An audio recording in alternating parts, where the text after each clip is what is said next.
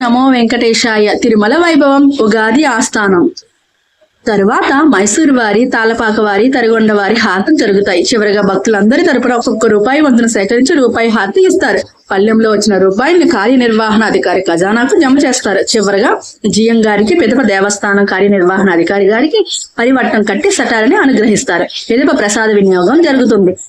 చందన తాంబూలాలు, అక్షంతలు కూడా ప్రసాదంతో పాటు ఇస్తారు. ఇలా ఉగాది ఆస్థానం పూర్తి అయ్యాక భక్తులు సర్వదర్శనానికి అనుమతిస్తారు. ఉగాది రోజు కళ్యాణోత్సవం ఉండగా అతిథి సేవలు ఏవీ ఉండవు. సాయంకాలం తిరుమల 4 మాడవీధుల్లో శ్రీ భూదేవి సమేతంగా శ్రీ మలయప్ప స్వామి వారు ఉత్సవంగా వచ్చి భక్తులకు నూతన సంవత్సర శుభ ఆశీస్సులతో పాటు దివ్య మంగళ దర్శనం కూడా అనుగ్రహిస్తారు. ఉగాది నాడు సాయంకాలం ప్రారంభమైన ఈ ఉత్సవం 40 రోజుల విధిగా జరుగుతుంది. దీన్ని నిత్య ఉత్సవం అంటారు. వైశాఖ శుద్ధ దశమి వరకు ఈ ఉత్సవం ఆగమ సాంప్రదాయబద్ధంగా నిర్వహింపబడుతుంది. Thank you watching. ఓం నమో వెంకటేశాయ.